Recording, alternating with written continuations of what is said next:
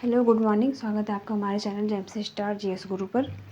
और आज ये हमारा बीपीएससी पुनर्वलोकन सीरीज का आज ये हमारा पार्ट 40 होने जा रहा है। वो टॉपिक है राष्ट्रपति, प्रेसिडेंट रिलेटेड टॉपिक क्वेश्चन है उसमें। उससे पहले मैं क्वेश्चन सॉल्व कराने से पहले मैं आपको एक पीडीएफ के थ्रू में सारा एक समरी है उसका समराइजेशन मैं आपको दिखाना चाहूँगी। आई होप कि वो आपके लिए काफ़ी हेल्पफुल होंगी और उसके बाद मैं आपका क्वेश्चन में सॉल्व करवाऊँगी। तो आइए अपना हम पीडीएफ स्टार्ट करते हैं।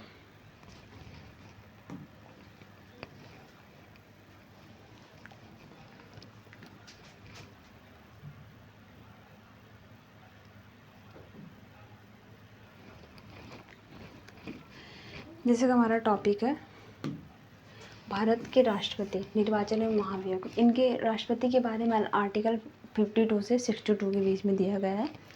और इनके निर्वाचन और योग्यता की अगर बात करते हैं तो इनकी योग्यता तो 35 वर्ष की आयु लोकसभा से और लोकसभा सदस्य बनने योग्य हों, अनुच्छेद 58 में लिखा गया है ऐसा।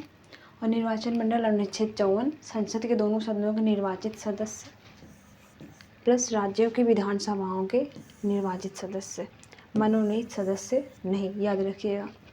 और पद्धति की अगर बात करें तो इनकी पद्धति होती है आनुपातिक प्रतिनिधित्व और एकल संक्रमणीय मत पद्धति। और इनकी अगर महाभियोग प्रक्रिया अगर देखते हैं तो ये आर्टिकल 61 में है। और आधार क्या है कि संविधान का अतिक्रमण कर रहा हूँ और किसी भी सदन में प्रस्ताव इसको दिया जा सकता है इस चीज़ के लिए 1/4 सदस्यों का हस्ताक्षर होने चाहिए उस पर।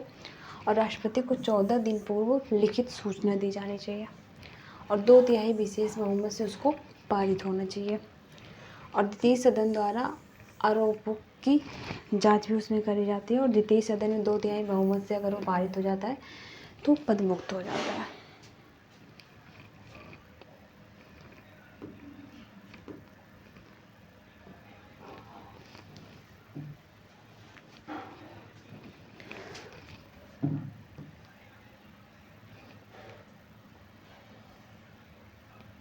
नेक्स्ट है हमारा राष्ट्रपति की शक्तियाँ एवं क्षमतान, आर्टिकल 72।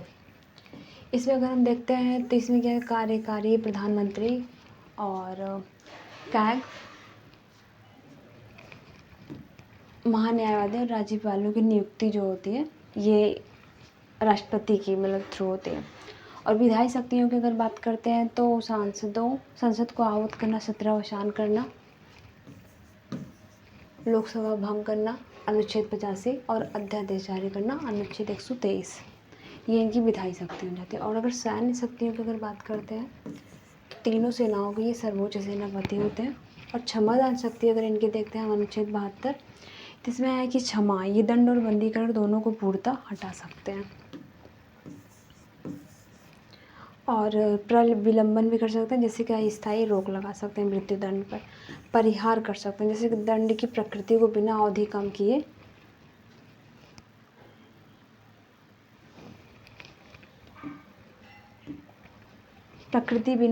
किए वो बदल दें, जैसे कि 2 वर्ष का कठोर कारावास 1 वर्ष करना। लघुकरण अगर देखते हैं तो कठोर दंड को हल्के दंड में ये बदल देते हैं, मृत्यु दंड को जैसे होता है तो उसको आजीवन कारावास में बदल देते हैं। विराम की अगर बात करते हैं तो जैसे गर्भावस्था होती है, अपंगता होती है, तो उस टाइम पे वो क्या करते हैं कि दंड को कम कर देते हैं।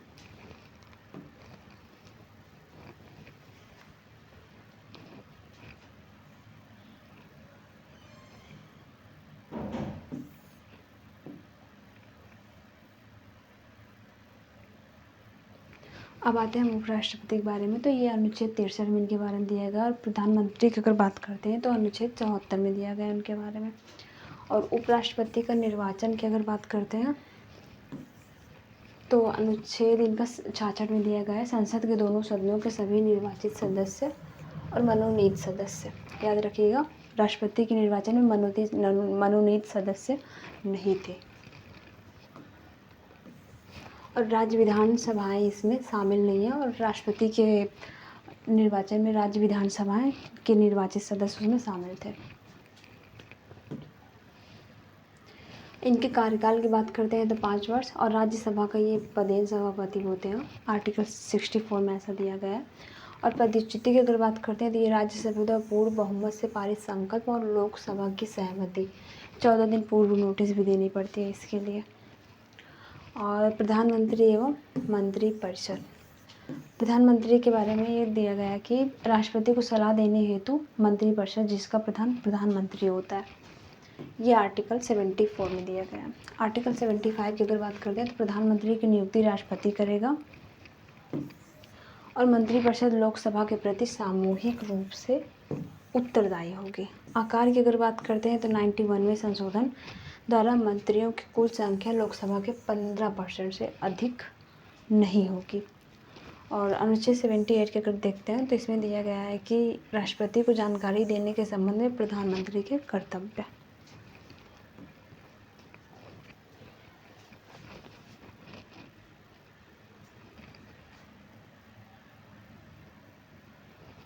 संघीय विधायिका पे अगर आते हैं तो राज्यसभा वर्सेस लोकसभा, आर्टिकल 79 से 81 दिया गया है।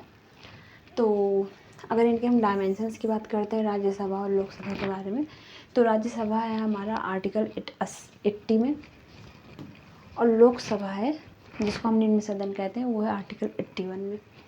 और इनके अधिकतम अगर सदस्यों की बात करें तो राज्यसभा में 250 होते हैं जबकि लोकसभा में 552, जिसमें से 238 निर्वाचित होते हैं और 12 मनोनीत होते हैं, जबकि लोकसभा में इसमें वर्तमान में क्या है कि 543 जो वर्तमान में इसमें सदस्य हैं। ये करंट हमारा डाटा हो गया। और न्यूनतम आयु इसमें 30 वर्ष होती है जबकि इसमें 25 वर्ष होती है। कार्यकाल की बात करें तो ये एक स्थायी सदन होता है, कभी भंग नहीं होता है, और हर 1/3 सदस्य हर 2 वर्ष पर सेवानिवृत्त होते रहते हैं। और इसका कार्यकाल की बात करें तो इसका कार्यकाल केवल 5 वर्ष होता है। और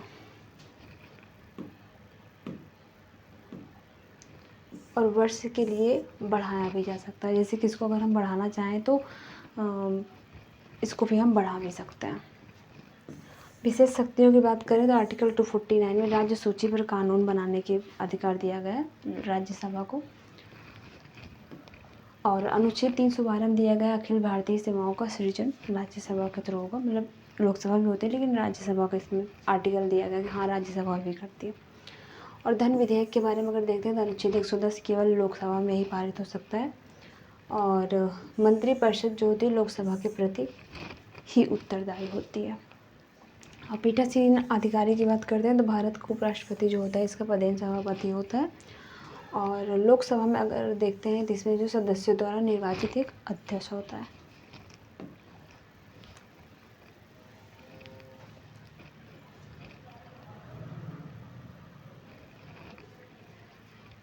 अब हम आते हैं संसदीय प्रक्रिया में संयुक्त अधिवेशन, आर्टिकल 108।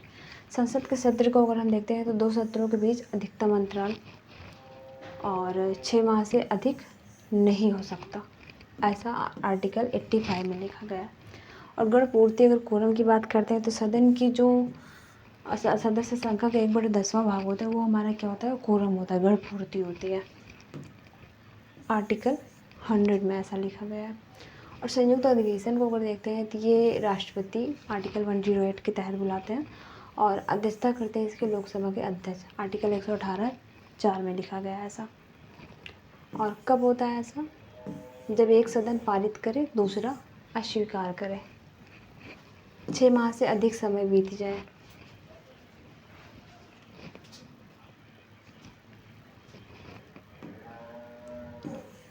जैसे कि कोई एक सदन कोई विधेयक पारित कर देता है और दूसरा उसे अस्वीकार कर देता है, और या फिर जैसे कि कोई आता है विधेयक और उसको 6 माह से अधिक समय बीत जाए, उस पर कोई क्रिया ना करी जाए, प्रतिक्रिया ना दी जाए, तो तब जाके ये संयुक्त अधिवेशन होता है। अपवाद इसका देते हैं जैसे धन विधेयक और संविधान संशोधन विधेयक पर संयुक्त बैठक नहीं बुलाई जाती है। याद रखिएगा, धन विधेयक और संविधान संशोधन विधेयक पर संयुक्त बैठक नहीं बुलाई जाती है।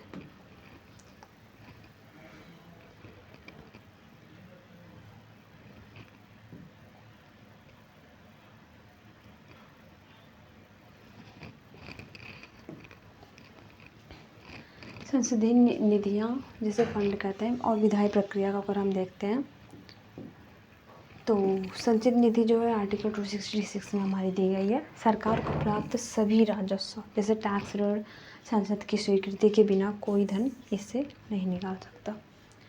विनियोग विधेयक आर्टिकल 144। और आकस्मिकता निधि की बात करते हैं तो आर्टिकल 267 में इसके बारे में दिया गया है। आकस्मिक खर्चों हेतु होता है ये, यह राष्ट्रपति के अधिकार में है। संसद की से पूर्व स्वीकृति आवश्यक नहीं, बाद में अनुमोदन किया जा सकता है।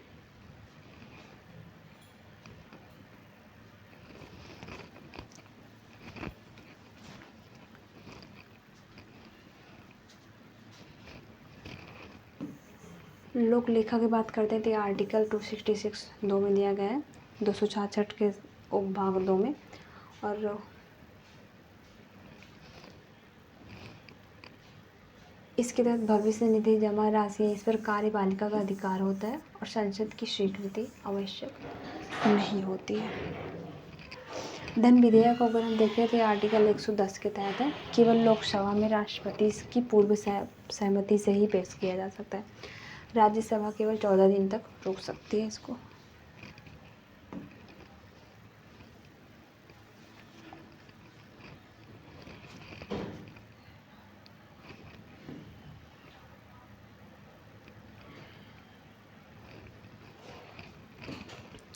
अब हमारा नेक्स्ट टॉपिक आता है सर्वोच्च न्यायालय, उसका गठन एवं क्षेत्राधिकार आर्टिकल 124।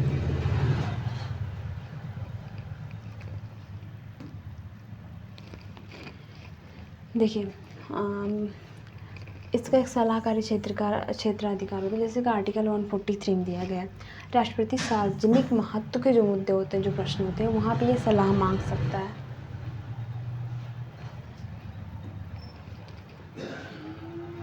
हालांकि सलाह मानना बाध्यकारी नहीं होता, इनका सलाह मतलब बाध्यकारी नहीं होता है। और अपीलीय क्षेत्राधिकार देखते हैं तो उच्च न्यायालयों के निर्णयों के विरुद्ध संवैधानिक दीवानी फौजदारी।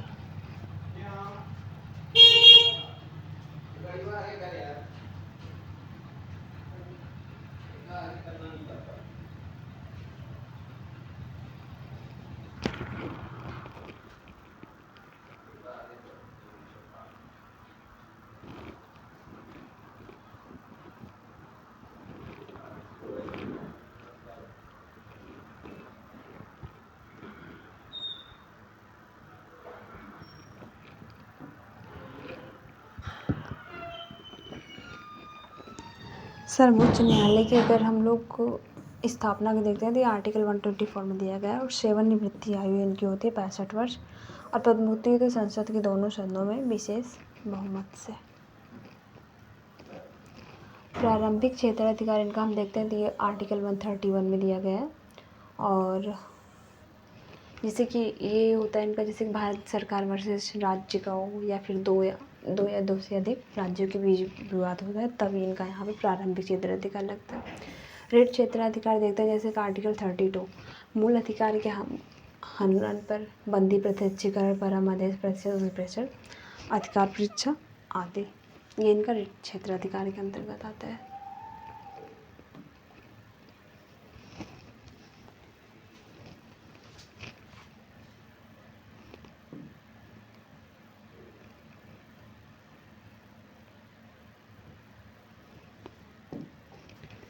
उच्च न्यायालय को अगर देखते हैं तो आर्टिकल 214 में दिया गया और उसकी शक्तियों का आयाम देखते हैं। जैसे उच्च न्यायालय जो है आर्टिकल 214 में दिया गया है कि प्रत्येक राज्य के लिए एक उच्च न्यायालय होगा। और अनुच्छेद 231 में दिया गया कि 2 या अधिक राज्यों का एक संयुक्त उच्च न्यायालय हो सकता है, आर्टिकल 231 याद रखिएगा। और इनके न्यायाधीशों की नियुक्ति होती है राष्ट्रपति द्वारा और CJI और राज्यपाल के परामर्श से। सेवानिवृत्ति का अगर इनको हम देखते हैं तो इनकी सेवानिवृत्ति 62 वर्ष की एज में होती है। और क्षेत्राधिकार से अगर इसकी हम तो इनकी तुलना करते हैं तो सर्वोच्च न्यायालय का केवल मूल अधिकारों के प्रवर्तन के लिए होता है, जबकि उच्च न्यायालय का मूल अधिकारों तथा अन्य विधिक अधिकारों के लिए भी होता है। और दायरा अगर देखते हैं तो इनका दायरा थोड़ा संकुचित है, केवल फंडामेंटल राइट्स तक ही हैं। और इस उच्च न्यायालय का देखते हैं तो फंडामेंटल राइट्स प्लस अन्य उद्देश्यों के लिए भी उनका है। और इनका क्षेत्राधिकार अगर देखते हैं तो ये संपूर्ण भारत में, जबकि इनका केवल संबंधित राज्य के राज्य क्षेत्र तक, ये इनका ज़्यादा है, इनका कम है।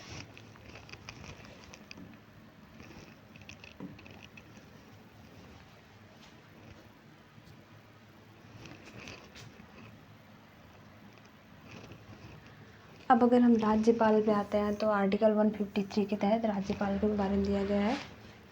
और प्रत्येक राज्य के लिए एक राज्यपाल होगा। 7वें संशोधन द्वारा एक ही व्यक्ति 2 से अधिक राज्यों का राज्यपाल बन सकता है। और नियुक्ति अगर देखते हैं इनका तो आर्टिकल 155 में दिया गया है। राष्ट्रपति द्वारा 5 वर्ष के लिए राष्ट्रपति के प्रसाद पर्यंत पद धारण करता है। और योग्यता की अगर बात करते हैं तो ये 35 वर्ष की आयु तक इनकी एज एलिजिबिलिटी होती है। और राज्यपाल की प्रमुख शक्तियाँ अगर देखते हैं तो विधानसभा का सत्र बुलाना, अध्यादेश जारी करना, ये दिया गया आर्टिकल 213 में 213 में। और विवेकाधीन शक्तियाँ अगर बात करते हैं तो किसी विधेयक को राष्ट्रपति के विचारार्थ आरक्षित करना, अनुच्छेद 200 के तहत दिया गया है। और राज्य में राष्ट्रपति शासन के लिए भी अगर उनको लगे कि हाँ ज़रूरत है राष्ट्रपति शासन की, तो वो अपना मतलब उस टाइम पर अपनी सलाह दे सकते हैं। और कार्यकारी शक्तियाँ अगर देखते हैं तो जैसे कि मुख्यमंत्री महाधिवक्ता 165 में है। और राज्य निर्वाचन आयुक्त की नियुक्ति भी राज्यपाल की शक्तियों के अंतर्गत आते हैं।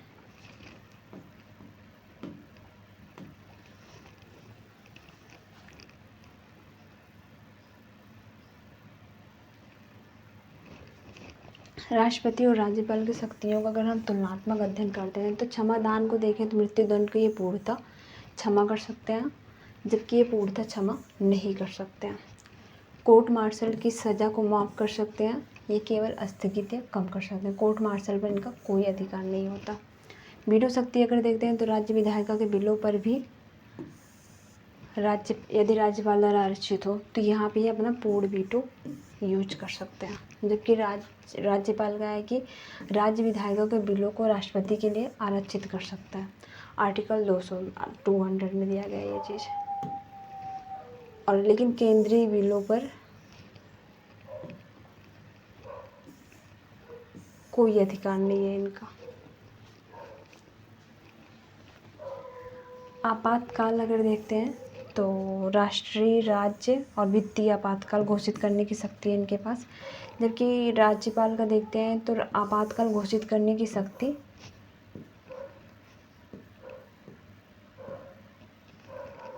नहीं है। केवल राज्य में अनुच्छेद 356 की ये केवल सिफारिश कर सकते हैं।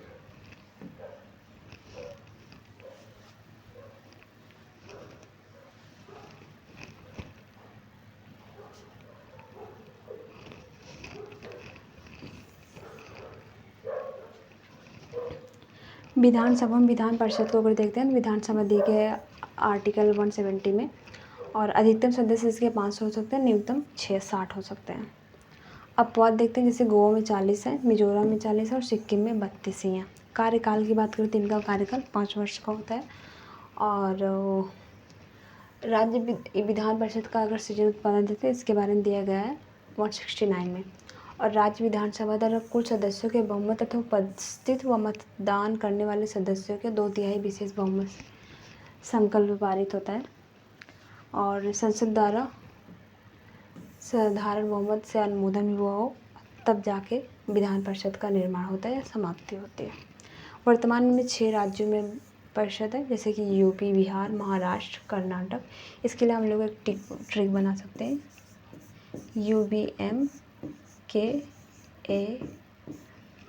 UVMKET। और आकार को अगर हम इनके देखें तो 1/3 से ये अधिक नहीं हो सकते और 40 से कम नहीं हो सकते।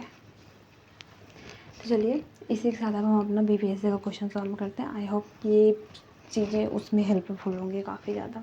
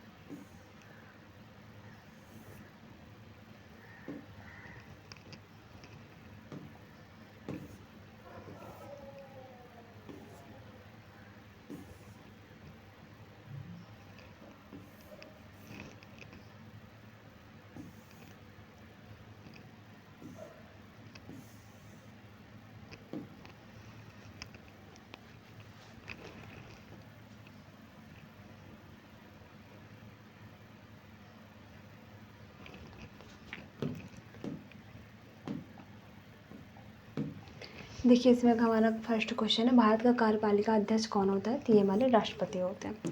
संविधान द्वारा केंद्र सरकार की कार्यपालिका शक्ति निहित की गई है, तय की गई है राष्ट्रपति में। थर्ड क्वेश्चन पे अगर हम आते हैं तो केंद्रीय सरकार की अधिशासी शक्तियों किसमें निहित की गई है? तो ये हमारे भारत के राष्ट्रपति में। देख सकते हैं आप लोग, राष्ट्रपति संसद का हिस्सा होता है। मैंने अभी जस्ट बताया था कुछ देर पहले ही।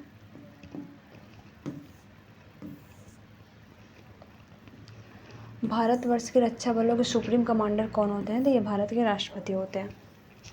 और भारत के राष्ट्रपति अपनी शक्तियों का प्रयोग करते हैं, तो इसका आंसर हो जाएगा सीधे अथवा अपना अधीनस्थ अधिकारियों द्वारा। भारत का राष्ट्रपति कितनी बार पुनः चुनाव के लिए पात्र होता है? तो कितनी भी बार।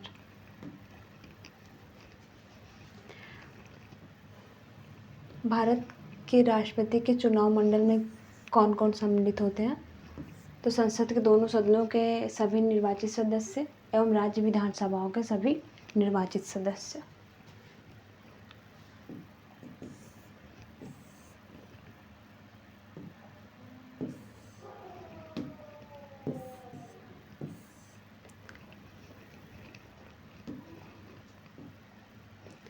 भारत में राष्ट्रपति का चुनाव किया जाता है तो 55(3) के अनुसार, और ये होता है अनुपातिक मत प्रणाली द्वारा। और ये वाला भी इसमें सही है।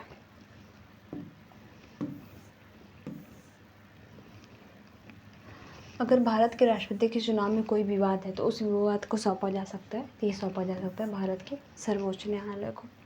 निम्न में से कौन राष्ट्रपति के निर्वाचक मंडल के रूप में कार्य करता है लेकिन महाभियोग प्रक्रिया में भाग नहीं लेता है? तो ये हो जाएगा राज्य विधानसभा है।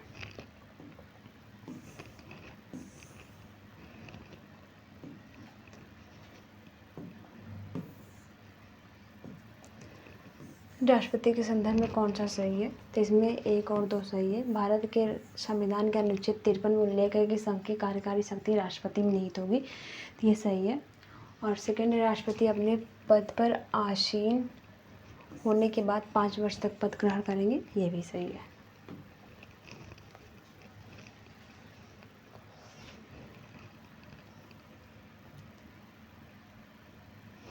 यदि राष्ट्रपति उपराष्ट्रपति का पद खाली हो तो भारत के राष्ट्रपति के पद पर कौन होता है? भारत का मुख्य न्यायाधीश।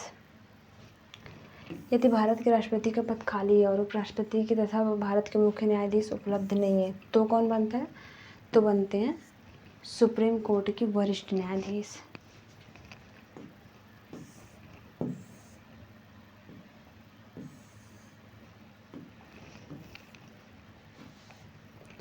भारत के राष्ट्रपति को उसके पद से हटाया जाता है, तो यह हटाया जाता है संसद द्वारा।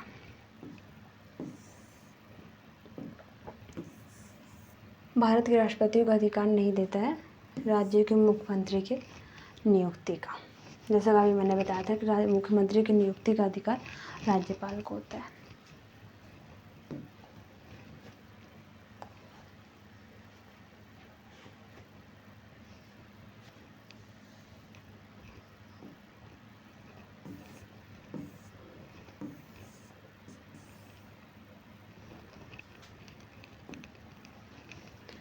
राष्ट्रपति को यह अधिकार नहीं प्राप्त है कि वह सर्वोच्च न्यायालय के न्यायाधीश को हटाए।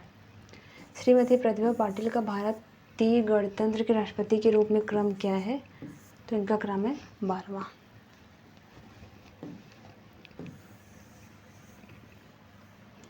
भारत के राष्ट्रपति राजेंद्र प्रसाद किस राज्य से थे? तो ये थे बिहार से।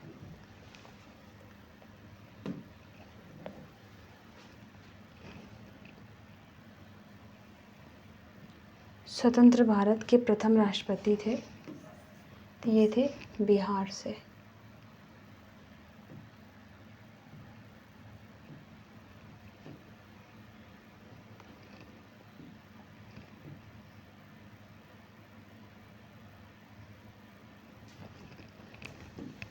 एक विधेयक जो संसद में प्रस्तुत किया जाता है कौन सी क्रिया के बाद अधिनियम बन जाता है? तो जब राष्ट्रपति अपनी सहमति दे देते हैं। आर्टिकल 111 में ऐसा दिया गया है।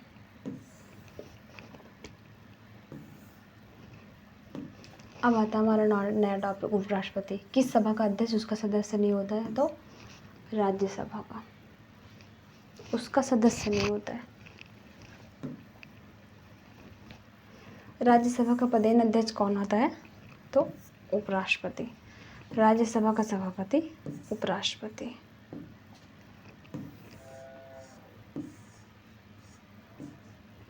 राज्यसभा के चेयरमैन भारत के उपराष्ट्रपति होते हैं। कौन सा कथन असत्य है? तो इसका हो जाएगा उपराष्ट्रपति का चुनाव भारत का राष्ट्रपति करता है।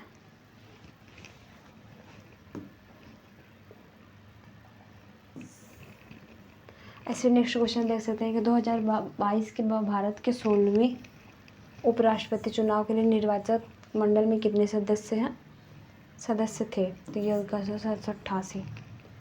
मोहम्मद हामिद अंसारी भारत के उपराष्ट्रपति के रूप में क्रमांक हैं, तो ये हैं 12वां।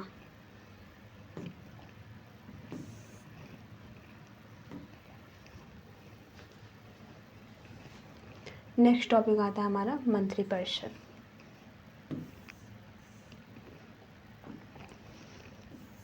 फर्स्ट क्वेश्चन है, भारत का प्रधानमंत्री मुख्य है? तो ये है केंद्रीय सरकार का। आमतौर पर भारत के प्रधानमंत्री होते हैं लोकसभा से।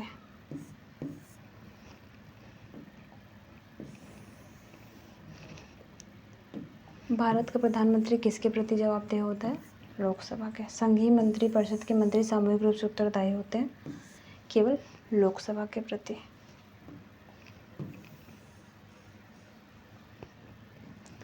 पांचवा है, केंद्रीय सरकार के बारे में निम्न कथनों पर विचार कीजिए। तो इसमें से कौन सा सही है? तो केवल 2 सही है। प्रत्येक मंत्री को मंत्रालय राष्ट्रपति द्वारा प्रधानमंत्री के परामर्श पर आवंटित किया जाता है। आर्टिकल 77 का 3। मंत्रिपरिषद उत्तरदायी होती है, तो ये होती है लोकसभा। और यहाँ पे डायरेक्ट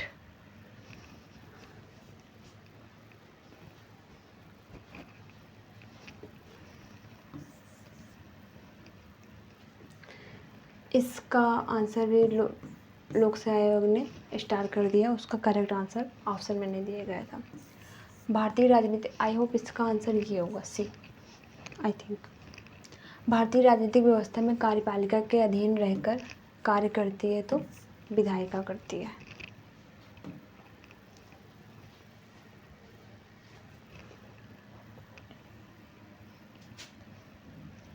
किस संवैधानिक संशोधन अधिनियम द्वारा मंत्रिपरिषद की संख्या लोकसभा के कुल सदस्यों के 15% की सीमा तक निर्धारित की गई है?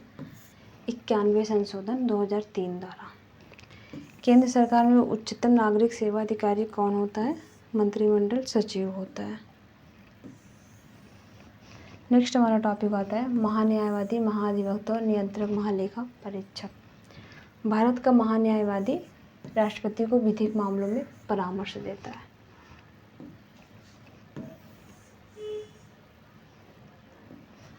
भारत सरकार को कानूनी विषय पर कौन परामर्श देता है? तो ये अटॉर्नी जनरल देता है। भारत का महान्यायाधीश किसके द्वारा नियुक्त किया जाता है? भारत के राष्ट्रपति द्वारा।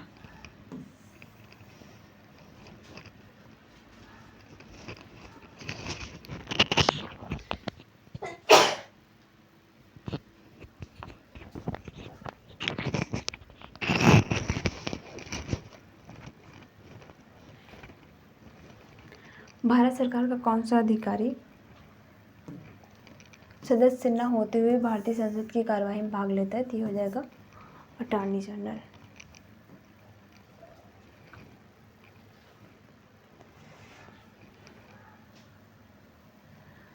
एक गैर सदस्य के रूप में संसद के किसी एक सदन की कार्यवाही में भाग ले सकता है? ए और सी, उपराष्ट्रपति भी ले सकते हैं और महान्यायवादी भी ले सकते हैं। वरीयता क्रम में अगर हम आते हैं तो दिया गया वरीयता क्रम में निम्नलिखित में से कौन पहले आता है?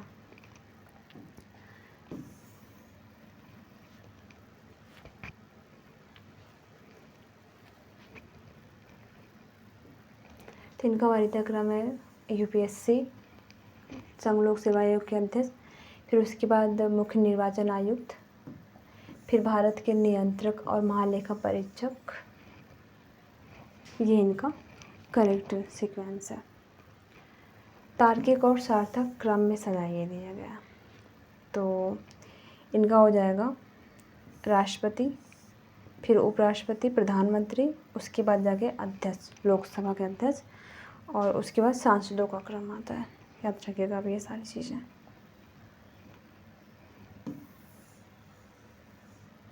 नेक्स्ट हमारा टॉपिक आता है लोकसभा, संसद। लोकसभा के लिए चुनाव में निर्वाचित होने के लिए न्यूनतम आयु कितनी है? तो 25 वर्ष है। एक व्यक्ति को कितने आयु से कम का नहीं होना चाहिए? तो 25 वर्ष से कम का नहीं होना चाहिए। लोकसभा सदस्य, राज्यसभा सदस्य, राष्ट्रपति बनने के लिए न्यूनतम उम्र क्या होनी चाहिए? तो 25, 30, 35। याद रखिएगा, लोकसभा के लिए 25, राज्यसभा के लिए 30 और राष्ट्रपति बनने के लिए 35। संसद सदस्य बनने हेतु न्यूनतम उम्र क्या है? तो इसका आंसर इन्होंने ई कर दिया है। संसद सदस्य बनने हेतु न्यूनतम आयु 25 होगी।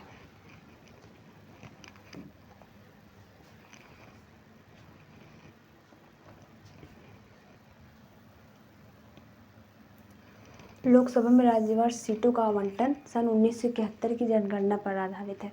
यह निर्धारण किस वर्ष तक यथावत रहेगा?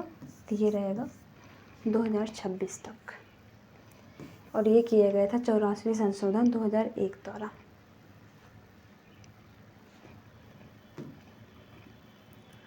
और आर्टिकल 81 के 3 में दिया गया है कि 2000 के स्थान पर लोकसभा में राज्यवार सीटों के आवंटन का निर्धारण वर्ष 2026 तक संशोधित किया गया है। छठा क्वेश्चन है कि भारत में प्रत्येक राज्य में लोकसभा की सीटों का निर्धारण परिसीमन आयोग द्वारा किया जाता है। इस परिसीमन को किस वर्ष तक रोक दिया गया है? तो 2026 तक रोक दिया गया है।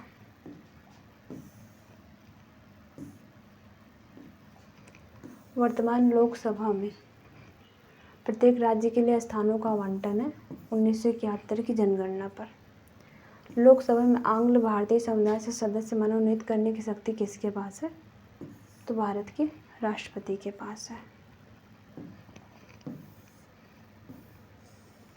लोकसभा में आंग्ल भारतीय समुदाय के प्रतिनिधित्व की स्थिति क्या है? तो यह है 104वें संवैधानिक संशोधन द्वारा उनका मनोनीत करना और समाप्त कर दिया गया। 104वें संवैधानिक संशोधन द्वारा उनका मनोनीत करना समाप्त कर दिया गया है। दसवां है कि संविधान के किस संशोधन एंग्लो इंडियन समुदाय के आरक्षित 2 सीटों का समाप्त कर दिया गया? 104वें। लोकसभा के कार्यकाल की समाप्ति के पूर्व भंग किया जा सकता है राष्ट्रपति द्वारा मंत्रिपरिषद की सलाह पर। आर्टिकल 85(2) में दिया गया। आगे वही क्वेश्चन, प्रधानमंत्री की सिफारिश पे, आप लोग जानते हैं प्रधानमंत्री मंत्रिपरिषद का हेड होता है, तो उसे बेस पे दिया गया है।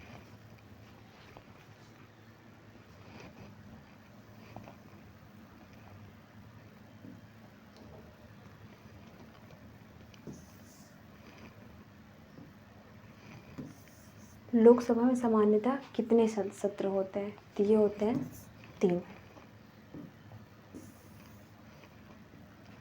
लोकसभा के कम से कम कितने सत्र बुलाए जा सकते हैं? तो वर्ष में 2 बार बुलाए जा सकते हैं। 2 सत्रों के बीच आधिकारिक अंतराल होना चाहिए 6 महीने का। कौन सा राज्य सबसे अधिक प्रतिनिधित्व लोकसभा में भेजता है? तो ये हो जाएगा उत्तर प्रदेश। देखिए, उत्तर प्रदेश 80 भेजता है, और पश्चिम बंगाल का 42 है, मध्य प्रदेश का 29 है और बिहार का 40 है।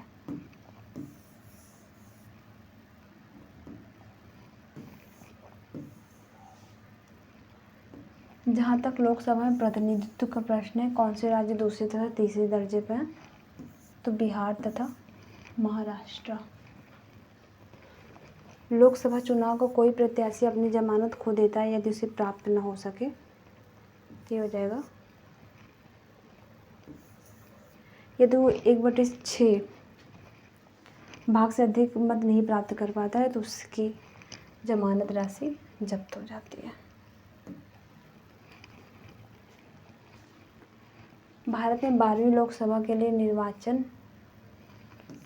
हुआ, तो ये हुआ था फरवरी 1998 में। लोकसभा का नेता कौन होता है? प्रधानमंत्री होता है। लोकसभा के स्पीकर का निर्वाचन होता है संसद के सभी सदस्यों द्वारा। लोकसभा के सचिवालय स्टाफ की नियुक्ति की शक्ति निहित है स्पीकर लोकसभा अध्यक्ष के पास। लोकसभा के वर्तमान उपाध्यक्ष हैं, ये हमारा हो जाता है करंट से क्वेश्चन, तो आप लोग इसको करंट के हिसाब से करिएगा। धन विधेयक पेश किया जा सकता है केवल लोकसभा में।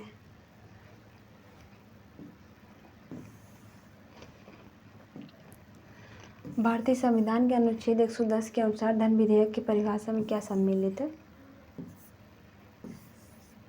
टैक्स लगाना, समाप्त करना और उसके विनियमन में प्रत्यावर्तन के बारे में, और धन की उधारी का विनियमन करना, भारत की संचित निधि के धन का विनियोग करना, और इन सभी को धन विधेयक की परिभाषा में शामिल किया गया है।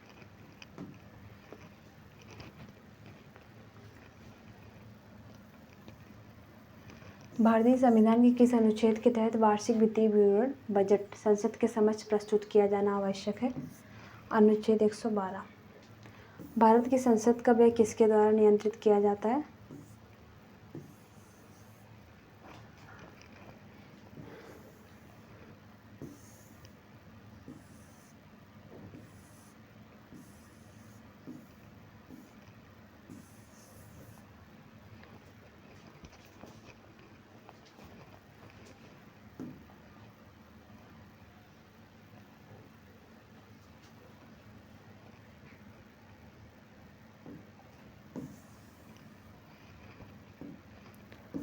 भारत के संसद के संयुक्त सत्र की अध्यक्षता कौन करता है? लोकसभा का अध्यक्ष। संसद में कटौती प्रस्ताव का उद्देश्य क्या होता है?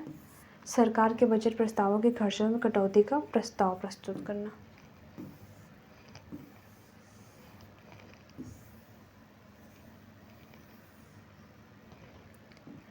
एक एमपी की सीट को रिक्त घोषित किया जा सकता है यदि वह सदन से लगातार 2 माह की अवधि के लिए अनुपस्थित हो।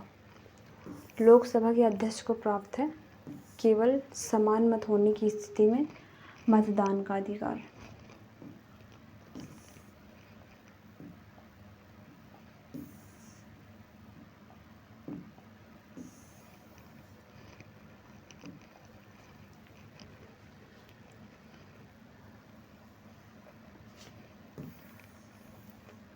संविधान का कौन सा अनुच्छेद किसी सांसद के लाभकारी पद पर रोक लगाता है? अनुच्छेद 102(1)(a) के तहत। नेक्स्ट टॉपिक आता है हमारा राज्यसभा। राज्यसभा में होते हैं 250 सदस्य, जिनमें से 12 सदस्य भारत के राष्ट्रपति द्वारा मनोनीत किए जाते हैं।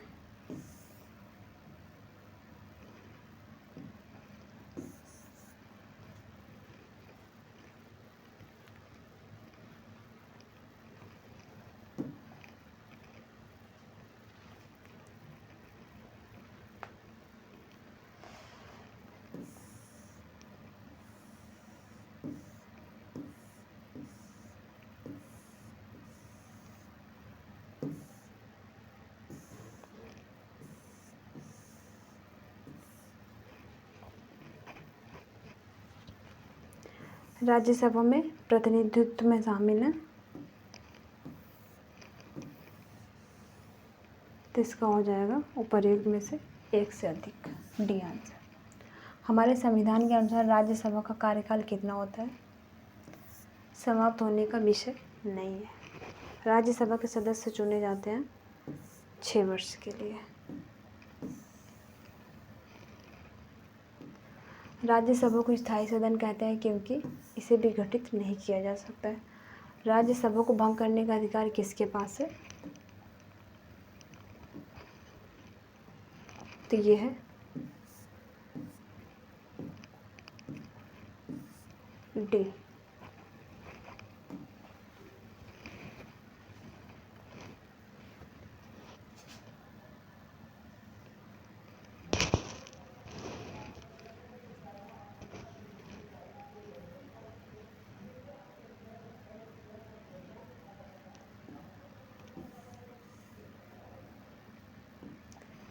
इनमें से कौन सा सही नहीं है?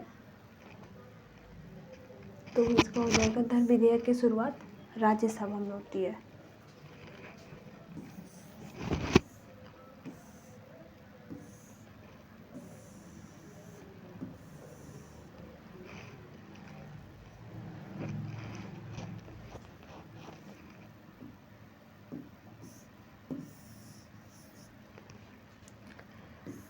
संविधान में मंत्रिमंडल शब्द का एक ही बार प्रयोग हुआ है अनुच्छेद 352 में।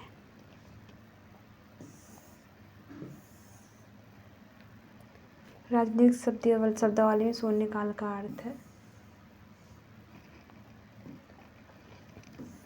प्रश्नकाल और सभापटल पर पत्र रखे जाने के तत्काल पश्चात सूचीबद्ध कार्य को सभा द्वारा शुरू करने से पहले के समय का लोकप्रिय नाम शून्यकाल। और 12 बजे के बाद चूँकि ये शुरू होता है तो शिष्ट भाषा में इसे शून्यकाल कहते हैं। लोकसभा में कथित शून्यकाल में मामले उठाने के लिए सदस्य प्रतिदिन 8:30 बजे से 9 बजे के मध्य जिस महत्वपूर्ण विषय को सभा में उठाना चाहते हैं उसके बारे में स्पष्टता बताते हैं और अध्यक्ष को सूचना देते हैं। सभा में ऐसे मामलों को उठाने या न उठाने की अनुमति देना अध्यक्ष पर निर्भर करता है। और संसदीय प्रक्रिया में शून्यकाल शब्द को औपचारिक मान्यता प्राप्त नहीं है। कौन सा इसमें से सही है? तो इसका हम लोग एक्सप्लेनेशन देखते हैं। भारतीय संसद विधानमंडल की प्रमुख प्रक्रियाओं आह्वान, स्थगन, सत्रावसान और विघटन से संबंधित है। इस प्रश्न के हिंदी संस्करण के अनुसार कथन 1 और 3 सही हैं और 2-4 गलत है। स्थगन सदन के पीठासीन अधिकारी अध्यक्ष, सभापति या उनके रूप में कार्य करने वाले व्यक्ति द्वारा किया जाता है, जबकि सत्रावसान राष्ट्रपति, राज्यपाल द्वारा किया जाता है। साथ ही स्थगन के द्वारा सदन को निश्चित या अनिश्चित काल के लिए स्थगित किया जाता है। इससे सत्र का अंत या सत्रावसान नहीं होता है। वस्तुतः सत्रावसान से सत्र का अंत होता है, जबकि स्थगन से निश्चित या अनिश्चित काल के लिए स्थगित होता है।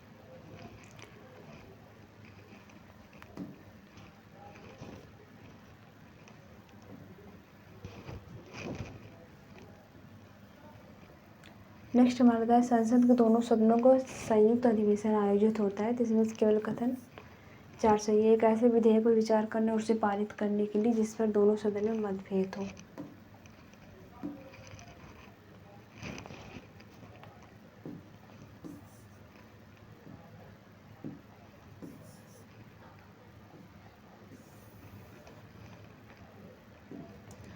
राष्ट्रपति क्रमशः कितने सदस्य लोकसभा और राज्यसभा के लिए नामांकित करते हैं? 2, 12।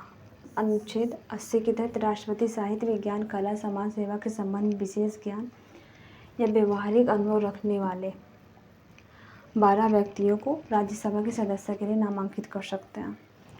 और अनुच्छेद 331 में प्रावधानित है कि यदि राष्ट्रपति के हराया लोकसभा में आंग्ल भारतीय समुदाय का प्रतिनिधित्व नहीं है तो लोकसभा में उस समुदाय के 2 से अधिक सदस्य भी नामांकित कर सकते हैं। राष्ट्रपति द्वारा राज्यसभा में कितने व्यक्ति मनोनीत किए जाते हैं? तो 12। संसद के सत्रावसान के समय अध्यादेश जारी करने की शक्ति किसमें निहित है? राष्ट्रपति में। नेक्स्ट हमारा टॉपिक आता है संसदीय समितियां।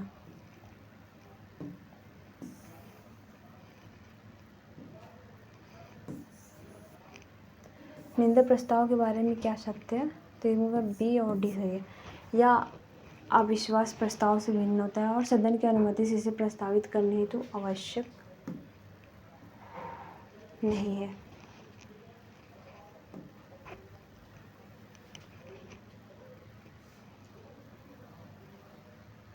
लेखा अनुदान बनाए, इसका हो जाएगा सी। बजट पारित लंबित होने के कारण निधि आवंटन है। तो लोक लेखा समिति अपनी रिपोर्ट प्रस्तुत करती है, तो लोकसभा के स्पीकर को प्रस्तुत करती है।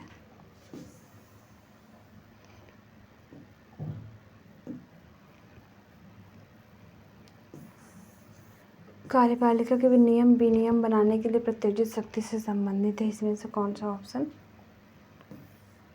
इसका हो जाएगा बी।